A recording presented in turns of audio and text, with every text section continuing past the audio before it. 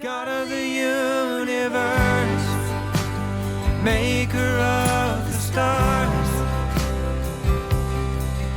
who am I that you would know my name? It's that time again. All four of us back on yakking, whatever we're going to talk Four about guys today. yakking. So, yeah, four guys yakking. It's not three guys anymore. So, Ryan's finally back from anniversary trip. Brian, Yeah. it's good to see you again. Good to be here. Yeah. Very good. Good to be here. Very good. And Ryan, I just got a UPS delivery, and obviously you sent the souvenirs postal service because they haven't gotten here yet. Yes. So I met a Mexican man with a mule, and he said he'd bring them. Oh, see, Ryan's just trying to carry on, like, Dad, your typical thing of, like, carrier pigeon and all these kind of things. So Ryan's just trying to keep it going. Yeah. Exactly. I said Mike Clayton. He seemed to know you, and he disappeared. So Disappeared. He disappeared. All right. That's great. Oh, very good. Glad you're back. And it's man, we're on episode 42. I know, isn't it Still amazing? can't believe we're in the 40s. That's wild. You Yeah. know, this we had a great episode last week. We appreciate you guys listening to us three going after it. And I think that we might want to revert back to that topic maybe a little bit, Mike. Is that what we're thinking? Yeah, we're going to continue on Cool. with the parable of the soil, as we termed it last week. But before we do, we do need to discuss something very serious. A good friend and fellow colleague in this walk, Rico Cortez, his son Little Rico, which I don't really call him Little Rico because he's too big to call for me to do that. But Rico's daughter-in-law, she gave birth to a daughter, just very recently. I think it was last week, and the mom has passed away.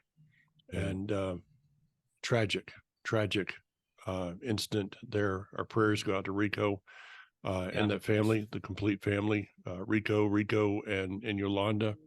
I did talk to Rico a couple of days ago on the phone. I called him actually yesterday, and he said they're doing well as can be expected. They're strong. Their faith is strong. So if anybody would like to help with, there's always expenses around that time, and go to Wisdom and Torah. I think it's .com, but I'm not sure. But Wisdom and Torah. So that's a tragedy. Later in the day, I received a phone call from my cousin down in Florida, and they had just found her grandson, 20-year-old grandson, had passed away.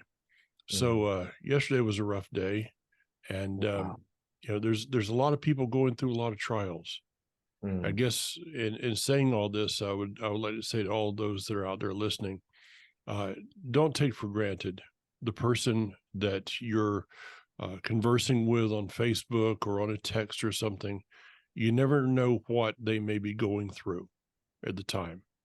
And it's the time we need to be there for each other. You think? Yeah, and sure.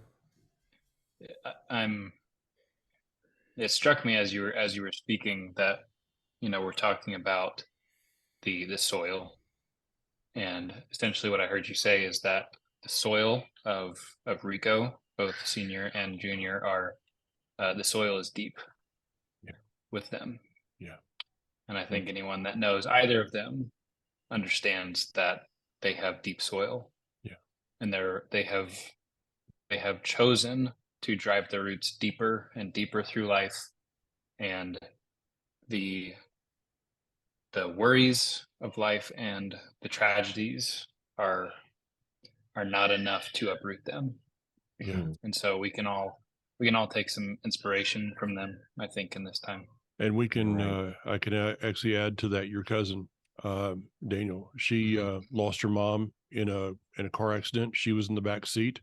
Her mom was in the front seat in 1964, head-on collision. Her mom was killed instantly. Anne was injured and would go on later on to lose her leg. She has been in pain since I've known her. All these years, I've known her. She's always in pain. And as you know, she has a positive attitude and a great belief in the Father. That's awesome. That's true. Yeah. So with that, let's put that, we got to move on. I could stay here for a little while. Let's move on. This thing about the soil, and we know that the seed is good, right? I mean, the seed's the word. So the problem's not the soil, or the problem's not the seed. The problem's the soil. What issues do we deal with, guys?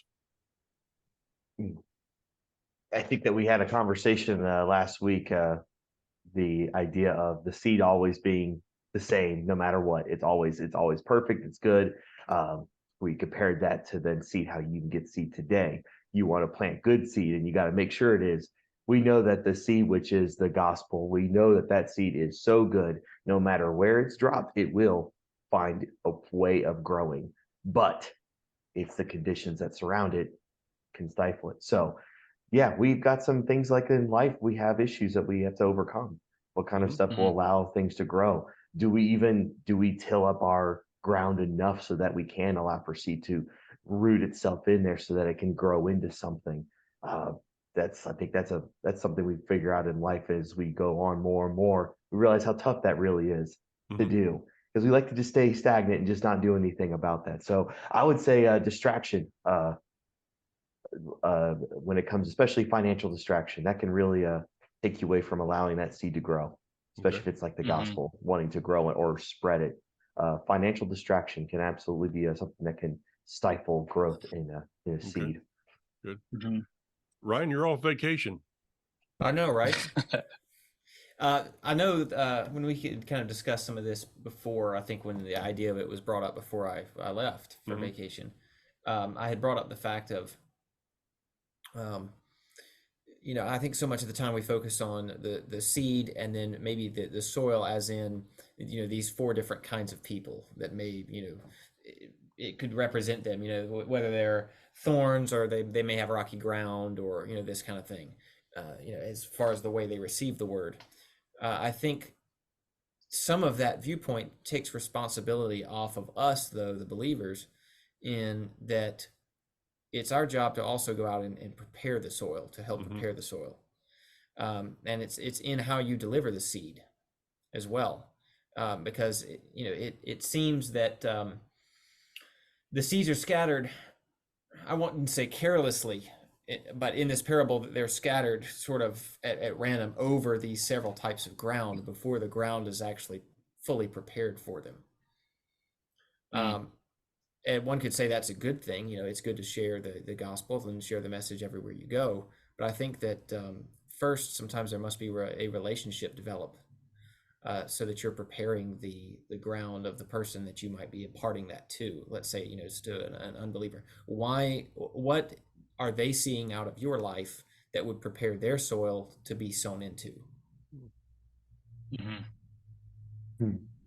Yeah, as you were saying that, the kind of the picture I got is each of us are little packets of seed, and there's places you go to, like at a nursery or whatever, that there's seeds everywhere, and they're probably packaged pretty well. Like, you're looking around and everything's growing really well because it's a nursery and stuff is supposed to grow. That's kind of what they do there.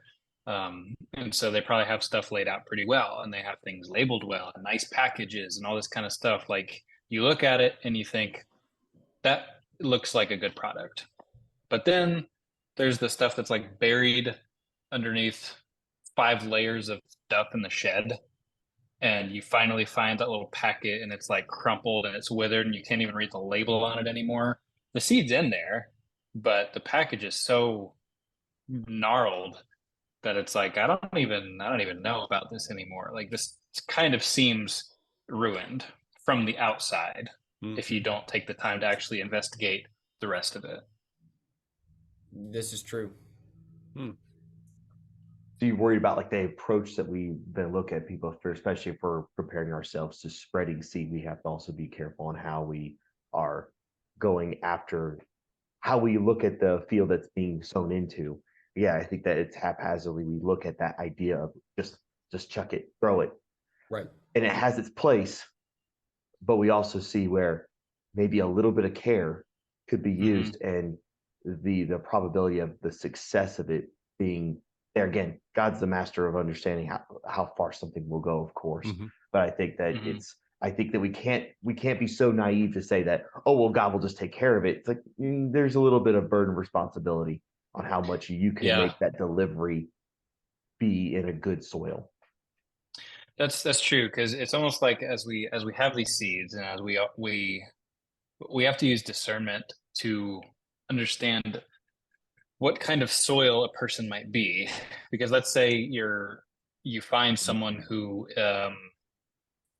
let's say they have lots of tattoos and piercings, and they just like, they have that kind of, so we can look, we're both looking through a lens. Like, you're upfront with that person, you're both looking through this lens, and you're seeing like, oh man, that's some soil that I need to throw this seed on, and this is that kind of thing. And then they're looking back at you, and they might see a baseball bat. And so Mm. before you can actually like see who each other are, you have to break through that lens and actually see each other for who each other are. Mm-hmm. So, Is. okay, let me go at this one more time, Daniel, because this is, I think, very important. So you're thinking you're throwing seed, and they see it as boulders.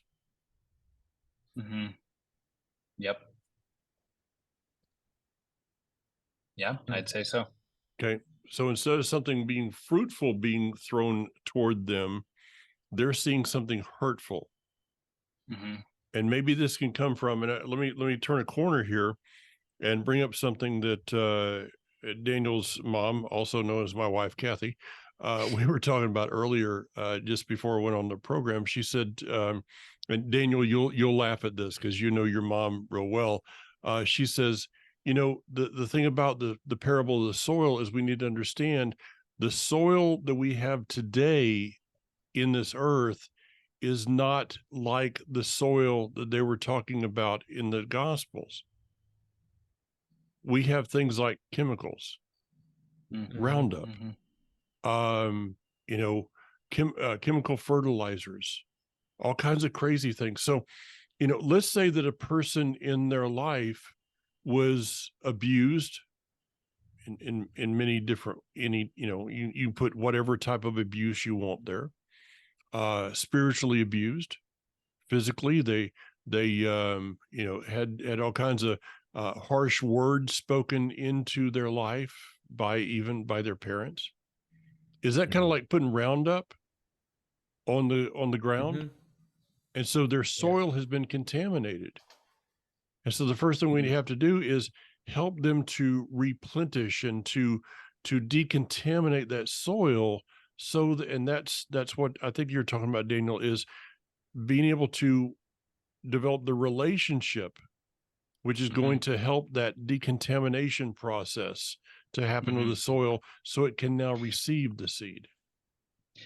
Yes. Yeah, because there's like such a thing as, this term just popped in my head, tornado evangelism. Um, that you come in and you kind of wreck everything because you're just this whirlwind of word salad and just all this kind of stuff. Oh yeah. Um, but yeah, it's very important to not think that it is your job to take every person from 0 to 100 in one little snap of a finger. What Mhm. you're saying is sometimes it takes years to get someone from negative 100 to 0. Yeah. Right.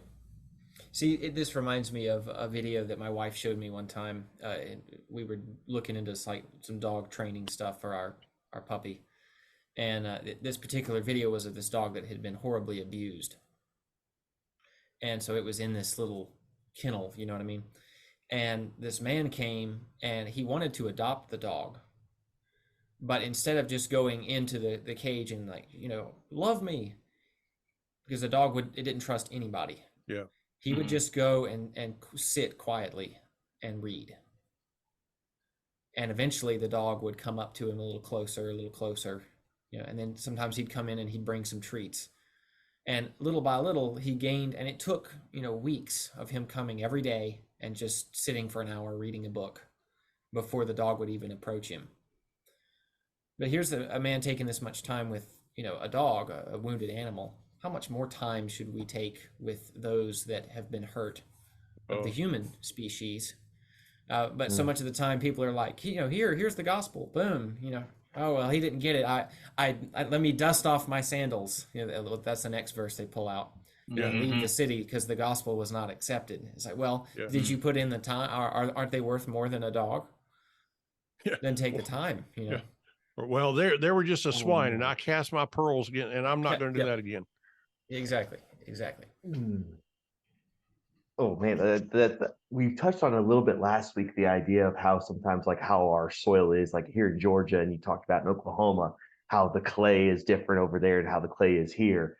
That idea that you actually have to dig it out and then put in soil. And I think that there's a difference between the ground, like the earth, and then there's soil. Soil means it's able to actually produce something from seed, right? Because if you put it on other stuff, it's the chance of it is like a flip of a coin. You might get some growth, you might not. That idea of what y'all are talking about is that transplanting of earth makes you kind of wonder about like during the we just read about it, the whole idea of the Jubilee, right? The 7 years. We have those points in time where there's rest. And I can't help but wonder, I've seen it too many times if we're taking this now to this a person level, we're comparing to soil. I have seen how many times, like we talked about that negative 100, this person is a negative, total negative.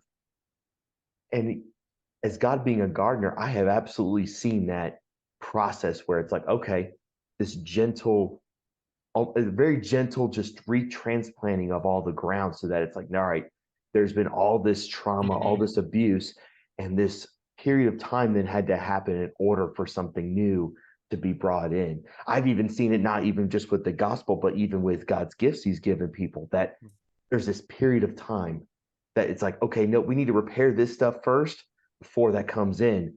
So in the process of you waiting for all these other things to happen, it might just be that your soil is being transplanted.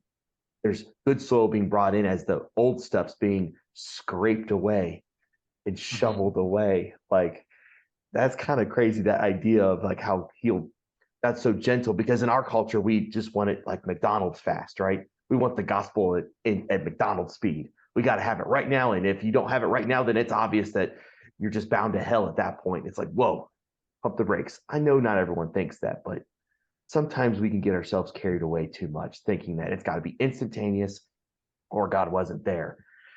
Mhm. Relax. Again, sometimes this is a process, and the great gardener, he understands how much time it takes for each every person to do. So you might be throwing seed, but there might be actual transplanting of soil that needs to happen first Yeah. before that seed actually really is going to gain roots and really get growing. Mhm.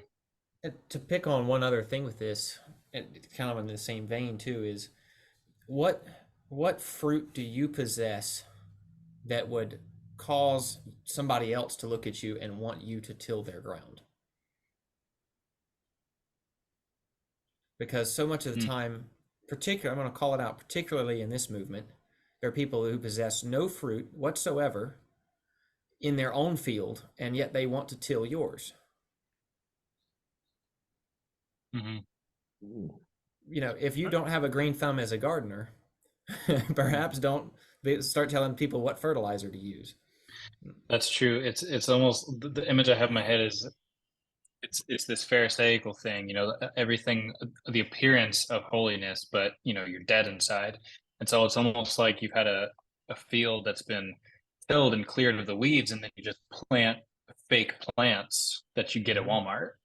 And so everything looks great. Everything, like, you look at it from afar and you're like, wow, that garden's hopping. But then you get up close and you see that everything is synthetic, everything's fake. Fantastic plastic.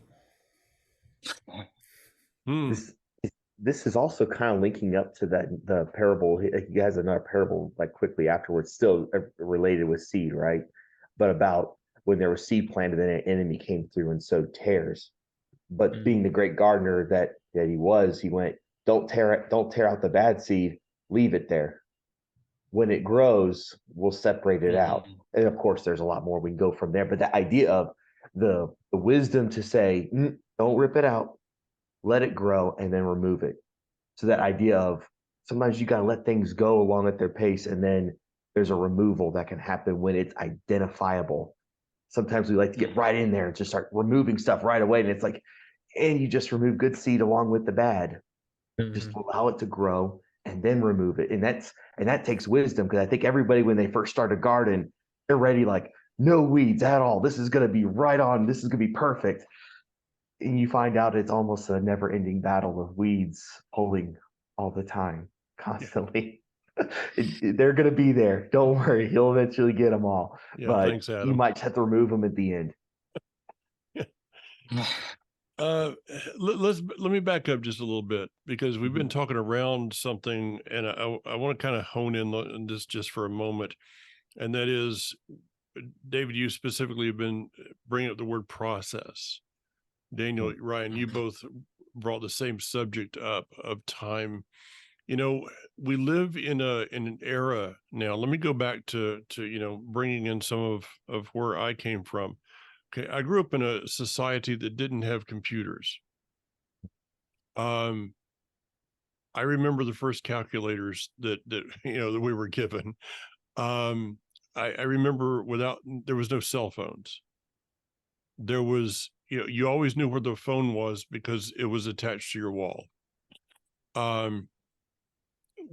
Life was I want to say simpler. It still had the same issues, okay? But it was like we weren't looking for the instantaneous. I remember the first microwave oven my mother brought into the house, and sitting there watching as water boiled in like 30 seconds. And it was like, wow, that's amazing. What else can we put in there? And we just started grabbing everything in the house, hide the pets, because we're grabbing everything in the house to throw in the microwave to see what it'll happen. Well, my favorite one was a marshmallow, but then we have, I remember instant coffee coming out for my grandmother, instant coffee, instant tea. And now it's like, somebody texted me yesterday. I picked up my phone, I text them back, and they did not respond to me for 45 minutes. And I was ticked. I mean, it's like, where are you? What have you died? Do I need to come find you or something? And we can transfer that over, as you guys are saying, into our sowing seeds into someone's life, getting to know them, figuring out the soil, figuring out what happened to their soil, who threw the Roundup on it, who threw, okay, let me see if I can, which dog was it? Got it. Okay, I'll pay for that one later.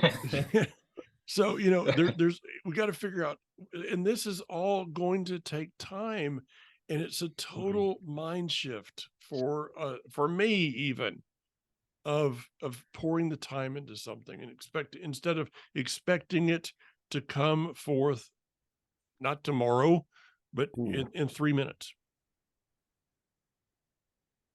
Would you think that maybe there's this idea, maybe that, because it has its place, this a very big evangelism. I know it has its place, and like big evangelism, big events, big, and massive, lots of people converting their lives instantaneously, or as far as we know, in that moment, they're doing that. I do feel like, as being a part of this, not for a long time, but been around it for a while. It certainly seems like there's a shift that's happening where more and more people, like what we're just talking about, what you just talked about, Mike, that idea of, this isn't instantaneous, and I actually don't care about the instantaneous. I'm more about, if I can go after what's making that person tick, what's happened with that person on an intimate level of knowing where they're at, so that I can pour into them. I actually know what they need, right? I'm not an expert gardener, but there's certain things you can realize from soil and evidence of soil. You can realize, oh, it needs this nutrient, this nutrient, this nutrient in order for it to be good soil. But you won't know that unless you actually are able to get in there and actually work with it with your hands. There's no way of knowing that unless you work with your hands. And I think there's more and more people I've seen personally as well that are ready to actually put their hands to soil instead of just scattering. They're ready to just actually get in there with their hands, which is a really nice positive thing because, yeah, this is happening where people are realizing this instantaneous stuff doesn't always work. And I would rather, I want roots to grow deep. So when I get in there, I want to have hands in the soil to do whatever I can, and then let the great gardener actually be the one who can lead every step. But there's that trust there. And I think that the original thing that started to kind of kick this whole thing off, when we come to somebody with that, are we presenting ourselves like a boulder on their own soil? They're going to, of course, reject it.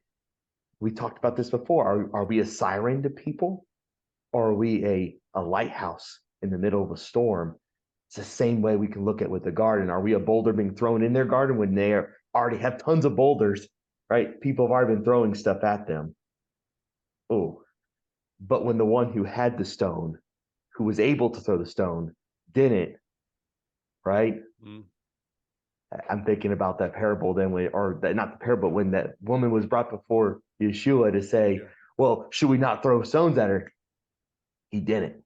So it's like, man, yeah, maybe we should be like a boulder. I think this is one of the things Paul was trying to touch on when he was talking about being all things to all people. There's, I think, some misinterpretations to that verse. I don't think that Paul ever crossed the line of sin when he's talking about that.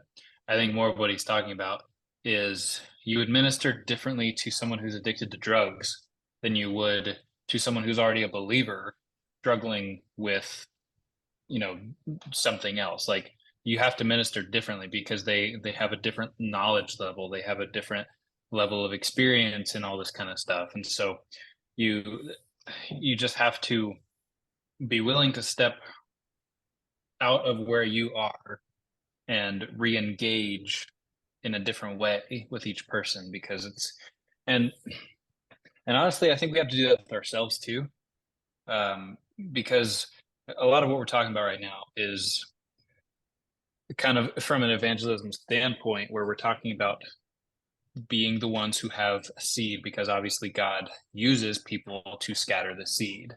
And so that's an important aspect of what we're talking about, is other people's soils, but it's just as important our own soil and being patient with our own soil, not just with others. And so there's being patient with other people as you minister to them and try to bring them out of certain things and all that kind of stuff. But there's also just the patience with our own soil and our own growth, because it's really, really difficult going through this process ourselves, like even in ourselves. And if we can't do it, if we can't go through the process with our own growth and our own soil, we shouldn't even be attempting to do it with someone else. Mm. Well said. And because it's hard. It's to sit there and to take the work and the effort, the blood, sweat, and the tears, physically and spiritually, all these things, emotionally. It is emotionally destructive to go through the process of tilling up your soil and realizing what you even have to work with. And if you try to help someone else through this after you've done it yourself, then you really start to understand it. And so, but you have to go through that process yourself, and then you have to allow that seed to be planted in whatever way it is planted. Then you have to just watch it grow slowly. If you've ever planted anything, nothing really grows fast. And even when it seems like it grows fast, it still takes a long time to actually reach its fruition. Mm-hmm. And so you have to be patient. You have to be willing to stand by in the process. And what this parable is talking about in some places is the impatience that comes along with, you see that seed sprout and you see it start to grow, and then it doesn't happen as quickly as you want it to. And then you just lose interest, you lose heart. You see that the weeds are growing faster than this other thing that's been planted. And you're like, well, what the heck? Like, why are these dumb, useless weeds growing faster than the thing that I just used all this effort and finances to plant. Like, what? God, what? But you have to be patient, because you have to be patient with yourself and realize that what you are planting deserves patience. It deserves the diligence over time. Instead of throwing boulders on it, we bring water, right? Totally different perspective, like bringing water instead of throwing a boulder. Yeah. And this is why we have that proverb of, do not despise the days of small things. Because, everybody's garden is at a different stage. You might have just begun to till yours, or you might have a beautiful, luscious space. One is not less than the other. It's all That's part right. of the process. They're just further along in the process.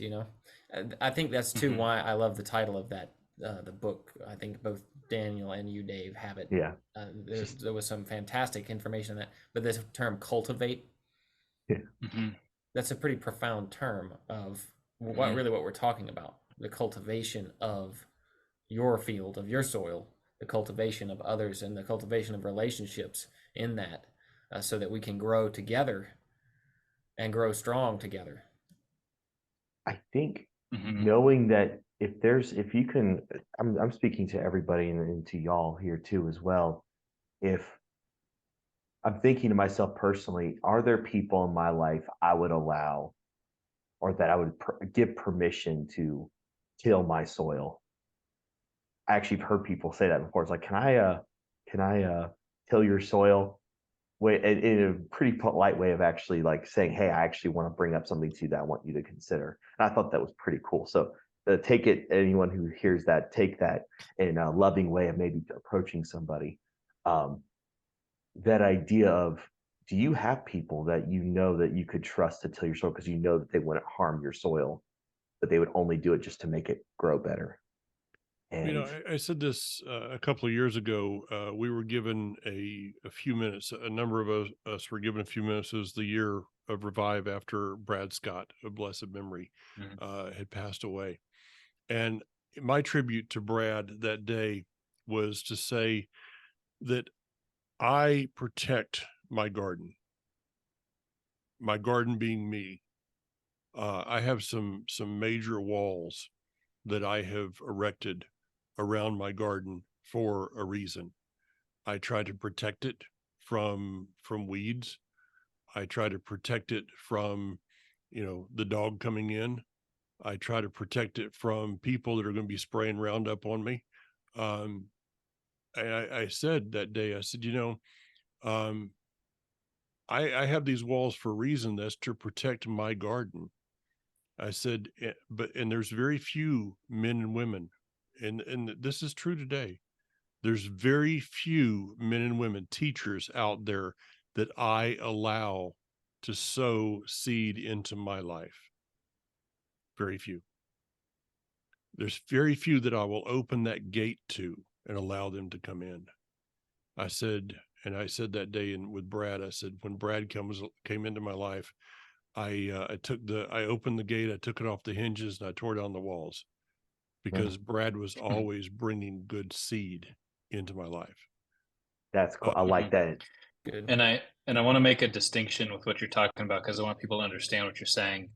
You're not saying, because we were talking about this last week, you're not saying that you can't find a good seed or a good water wherever you go. Yes. There's a difference between God bringing people into your life and situations and saying, I need to let this person water me. I need to let this person plant seed. There's a difference between that and then seeing a person that when they are around, I can let my guard down.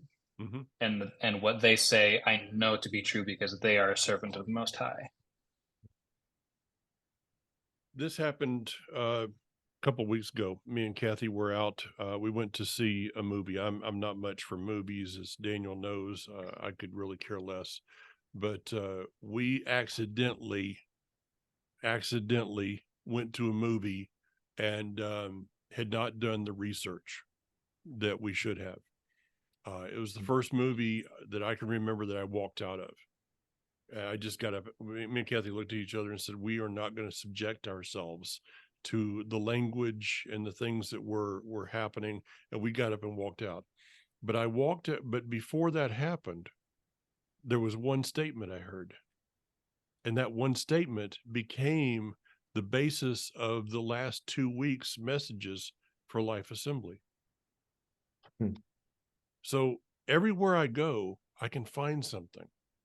Everywhere I go, maybe it was the father this is not like Kathy, not like Daniel's mom, to not research something, because she knows me, and she knows, and Daniel knows that, I've got a pretty, why are you laughing? I'm sorry. You are the classic dad that you can be watching the movie that's the pure as the driven snow, but it has that one word or that one thing, and then that's like when you would walk in as we were growing up, and it's just like the most typical dad thing. Yeah, it was crazy. I mean, But I yeah. just know how to walk in at the exact moment that there's something said, and I'm like, turn it off, and this is what Daniel had to deal Yeah. with. And so, because I'm not going to allow that stuff to be planted in my life.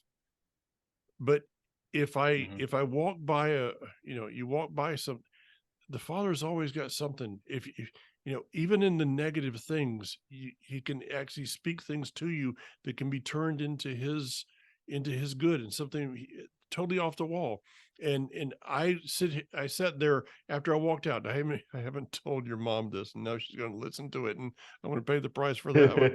And I'm going to pay the price for saying that I'm going to pay the price. But there's no price, guys. Okay, it's We're praying for you. forget it. That's a Okay. joke.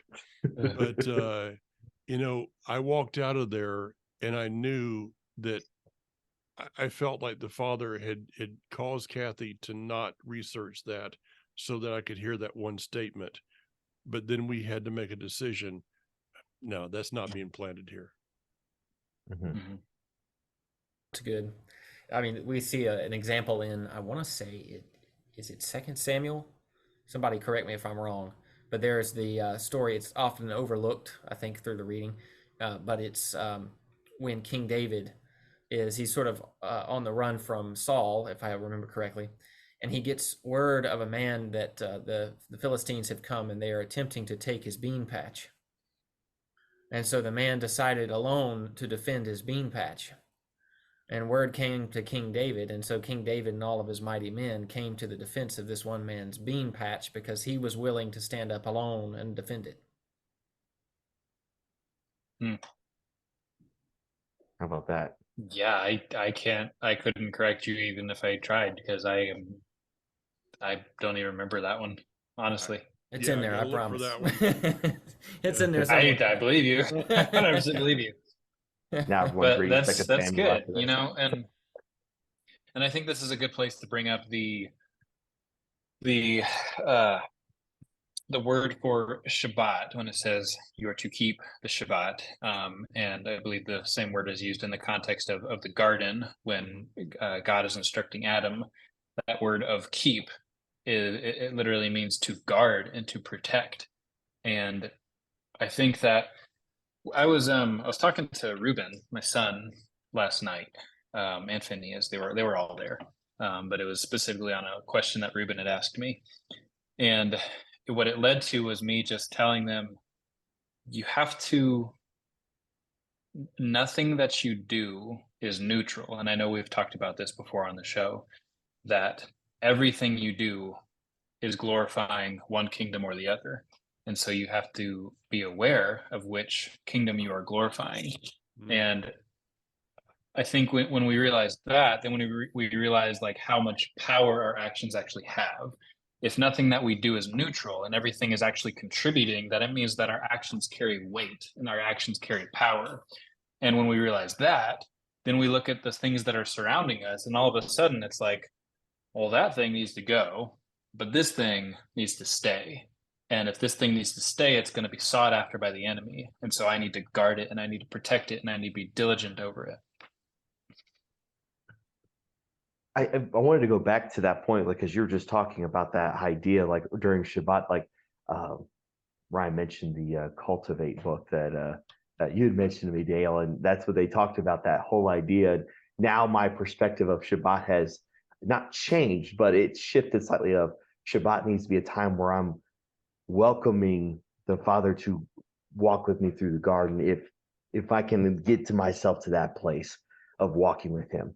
And I think that there's a point like what Mike was talking about, where there's very few people that you allow to come in through those walls to actually go through. And if you've in a garden in the physical, now I'm outside of that perspective. When you walk through a garden to see if it's doing good or not, you are inspecting the leaves. The leaves tell you signs. You're inspecting what are weeds, what are not. If there's things you pick, you pick. It's the same way God's viewing that. And it's always better to have another pair of eyes that's experienced in a garden to come through. And that's what I was referring to, what Mike beautifully then brought up, that there's few people. And if you don't have that, pray for God to bring that to you. It's not going to feel good at first, but you'll know that you can trust them when they do get to come into your life and they get to walk through that garden with you. Because when one or two are more gathered, right, there the Father is, the great gardener will be in your midst. And they will be able to help you gain the experience to understand when there's something bad that's growing that goes, hey, you let that keep staying there. Like you just said, Mike, we're not going to allow that stuff. We're not going to allow in here. We're shoveling that out of this garden right now. There's going to be points in your life you need to shovel that stuff out of your garden, the stuff that is gotten in and you think that should just be there. Sometimes you have to bring an experienced person along, and it's one that you can trust that can say, hey, all this here, that really needs to go. That's got to go. And lovingly till your ground for you, right? That doesn't feel good, but you'll learn that they're for you. Just like Mike was talking about, Brad Scott, of blessed memory, how he could do that. And I pray for every one of you listening. If you don't have that, I pray that there is someone in your life that is there for you that can do that. Because it's very important. That gives you leaps and bounds ahead of life to have someone that can do that. And it's very important. That's why God was doing what He was doing from the beginning. He's established this garden within you. And so I just want to leave you with that for sure. And I think I wanted to ask y'all this question. Do you guys ever have a sensation or feeling when you know that maybe there's a bad spot in your garden? Because I think we've all gone through that. But do you guys have maybe a perspective where you can reveal, what, whenever I feel a certain way, this is when I know time to tend the garden, try to figure out what's going on?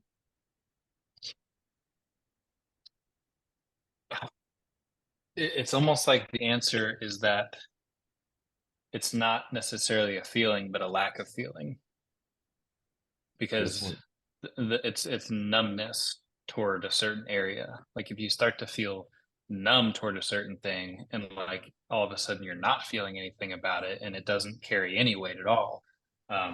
To me, that's almost been more of an indication. Sometimes, that something is out of place, because it's that complacency, it's that apathy, it's that lack of feeling toward it.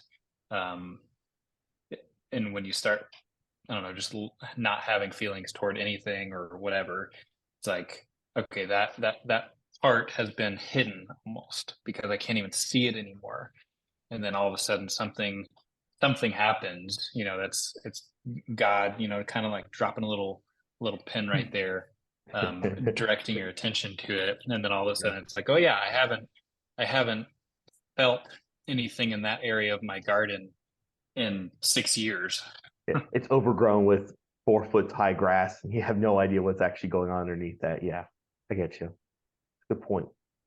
I would say the same kind of thing as what Daniel said, to echo that. And also, I think sometimes He'll raise up a situation, the Father will raise up a situation to bring about the realization that something is amiss. There will be a weed that will appear in the garden that needs to be removed.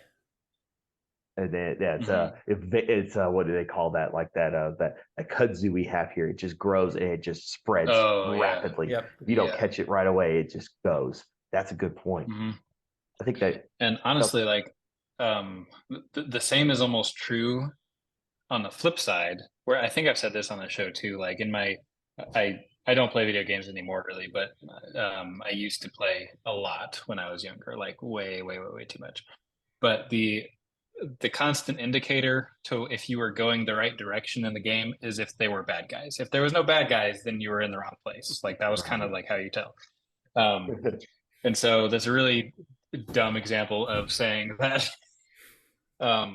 I have found that if I start having some bad dreams, it's usually an indication that I'm more engaged in my spiritual disciplines than when I'm not. And I'm not trying to say that when I'm doing better, I have more bad dreams. That's not what I'm saying. I'm saying I will go phases where I'm not reading my scripture as much, or I'm not praying as much as I should. And all of a sudden, like, I don't have any bad dreams or like negative feelings, negative spiritual feelings. And then all of a sudden it's like, oh yeah, I'm not being super smart right there. And so I start getting back on track. And then all of a sudden, it's like I start feeling that negative presence again, like trying to dissuade me or trying to draw me astray again. And this is how, I'm not saying this is how it would be for everyone. The enemy has really been very active in my life, through my life, to try to affect me through fear and through nightmares and through things like that, through things of a demonic nature. And so it's just been interesting. Like sometimes I'll wake up from an uncomfortable dream or something. I'll be like, oh, yeah, I see you. And I know that you're afraid of me getting back on track now. So you can just go ahead and scoot. See you later. Go on. Get out of here. I get you. I think I could liken what you just said to that idea that if going on that right track, you find more, you're going against bad guys, and then okay, I'm not going the right way. More people visit your garden, and you're like, well, no, stop, right? More and more people trying to either throw their input or maybe that's a way of looking at it, might be an indicator. Maybe that it's up to the person. I think it's definitely dependent upon that, but those are all very good points, because I think that there's definitely points in my life I felt what you guys have just mentioned, that those are, yeah. Interesting. Ryan, Dad, what about you? Ryan, don't you have I mean, this is like the time that Ryan brings out a poem or something. Well, No, I have nothing there. I did learn something to kind of rabbit trail for a second. I did learn something while on vacation that I thought was pretty profound. It was from a taxi driver. And I did not expect this, and I don't think he meant it this way. I think it was just, it came out and I was like, wait a minute, can you repeat that? We were talking about the differences of, English and Spanish. And, how, in our case, we'll have words like close and close that are spelled the same, sound different, read and read, lead and led, for examples.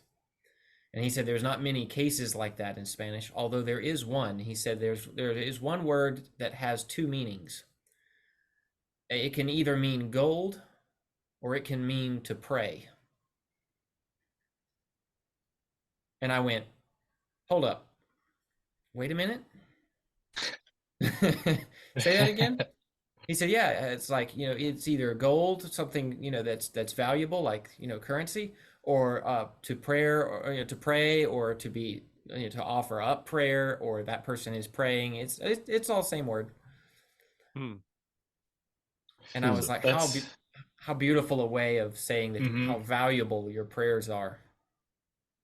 I love that. That is cool. So I guess maybe we turn a quick corner here in a few minutes we have left, and ask a question. If our life is, we want to be the seed, okay? I want to be the one that's out there sowing the seed. Well, before you can sow a seed, you got to be a garden.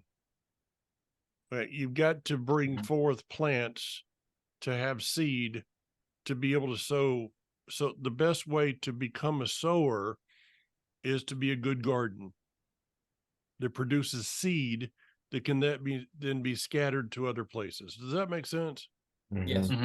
Okay, so maybe the best advice that I could give to people is this: value your garden. How much value does a person place upon themselves? I mean, this goes all the way back to our first episodes. Yep. Yep. I was thinking the same Who are thing. you and where are you from and all this kind of stuff. And Yeah. yeah, Yeah. Yes. Because if it's like, if you want to go buy a ring, you got a few choices. You can go to the pawn shop, and the one that's out there, in the front of the case or laying up on top of the case is used. Mm. Or you can go to a fine diamond store, fine jewelry store, and you'll find some nice jewelry in the front window, and you'll find some nice jewelry in the case locked up. But then, if you're really serious about finding the best, you'll look at the owner and say, take me to your safe. Because there's things back in that safe that nobody has seen, that nobody sees. I have this with a friend of mine in Israel. He's next door is kind of like a pawn shop. He has his stuff that he has out. And then he said, I was there one time and somebody walked in. He said to him, just a minute, let me go get something different. He went back to the safe. Or do we treat ourselves like a pawn shop used ring in the window, trying to attract attention to us? Or do we treat ourselves with the worth of the fine jewelry that's locked in the safe, where no one sees it unless they are pre-qualified to see it? mm-hmm. Yeah, and I wanted to round out one of the things I was saying earlier of being patient with your growth, because I think someone said that to master a skill, basically it takes 10,000 hours, whether that's an instrument, a martial art, any kind of thing like that. And so if a person is willing to spend 10,000 hours, which is a long time when you realize that there's only 24 hours in a day, a third of which you're usually sleeping and a third of which you're usually working, and so that really only leaves a third of that, and then you got to like still brush your teeth and all that stuff.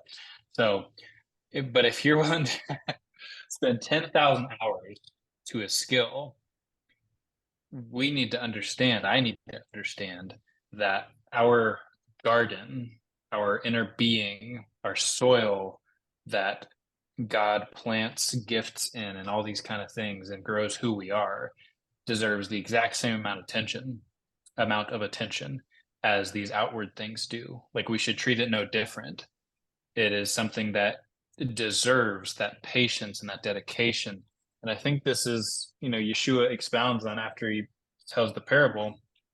He says in verse 20 of Matthew 13, the seed sown on rocky ground is like a person who hears the message and accepts it with joy at once, but he has no root in himself.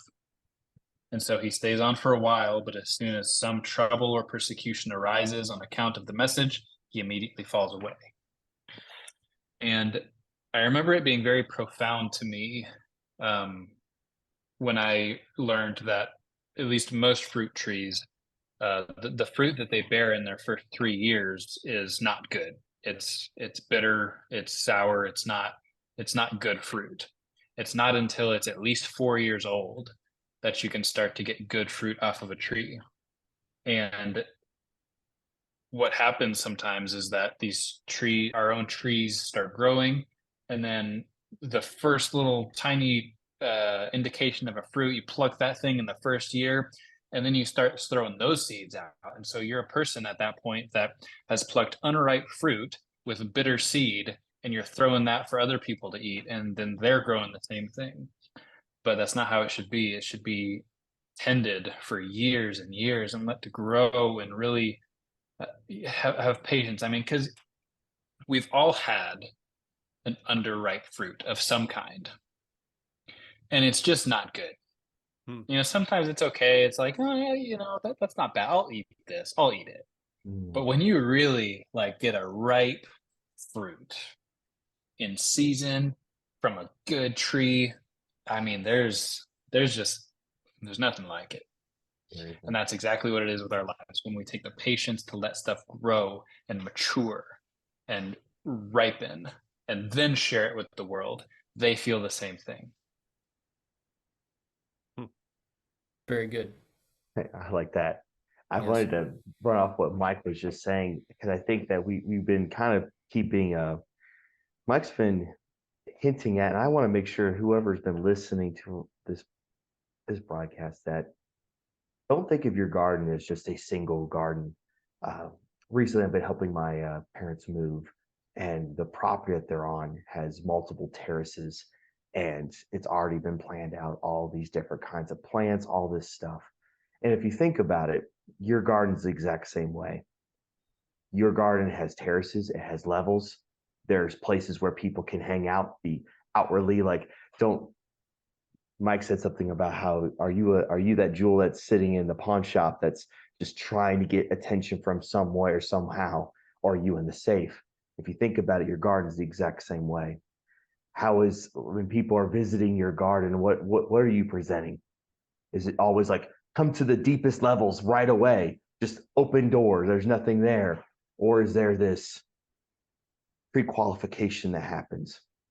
Because that's some of the stuff that you realize is some of the worst things you can have as a growing person, as you're always growing, always dealing with people, is to let them into that deepest part of your life right away. You have to have a pre-qualifying process. You need to know if this person's trustworthy. You need to know whether they're going to be that person that's going to sow good seed in your garden, or are they going to be the ones that are going to sow tares among all your plants or sow weeds among all your stuff to try to destroy it. And I think that's something that we realize when God's walking with Adam in his garden. There's that importance there, that level of spending time in your word, spending time in his word, understanding as you're spending time there, you're spending time in your garden with your father, the great gardener, who's then showing this is where you need to defend. And those parts that are of the deepest, the best of the best, you have to guard. You have to guard to a point. They can't be walled off to everyone and everything, but there has to be that pre-qualification. And I think that's something that I didn't realize till later on in life. And I realized that's something so important to realize that you have to have that because there's that protection you must have, but a willingness to allow people to come in when they show that they're sowing good seed in your life. Yeah. I hope that everyone listening, I pray for an abundance as you listen to this, that there will be great people coming and sowing great seed in your life. Mm-hmm. Ryan? What you're saying, Dave, reminds me of how the temple is set up. Mm. The closer you get to God, the fewer people are allowed there. Mm. You know, there's all those courts. There's the outer courts and the inner courts, and then as you go, the number of people gets smaller and smaller, but the level of sacrifice gets higher and higher. That was a fantastic way to say it. That's good. I guess my my closing thought. I was just watching the news and saw these mobs. They're going into stores and looting, grabbing everything that they can find. In watching those mobs, I didn't see a single person take anything out that was in the safe. They only took out what was on display. If you got it on display, don't be surprised when someone tries to steal it. But if you've got your life locked away, you're protecting yourself from the schemes of the enemy. You might find that when the mob leaves, you're still there, intact, and in the same condition that you were in when the mob came in. We've said a lot of things today, guys, and I think some things that I, for one, need to look back over, maybe listen to this again and think back through some things. I think there's been some very deep things said in this time we've had. So thank you, guys. Thank you all for listening, for watching, whatever you do. And, you know, we would like to have been, like the the stupid cat trick that got 1.3 million views in the first 24 hours. Life on Purpose wasn't that. We've been building slowly, but we continue to build slowly. But part of that is, if you feel like this is a good garden, this is good seed, this is some good tending of soil, how about sharing it? Put it out on your Instagram, your Facebook, your, the guy with the mule that's coming by. Put it out somewhere. Juan, Because yes. yeah, you never know that maybe you're going to be the one that shares something of this program with someone else, and they find out that the Father has created them and has plans for them, not for evil, but for good, to give them a future and a hope. And maybe if you're living your life on purpose, you'll be able to help somebody else do the same. Good program, guys. See you next week. See you next week. Till next time. Yes.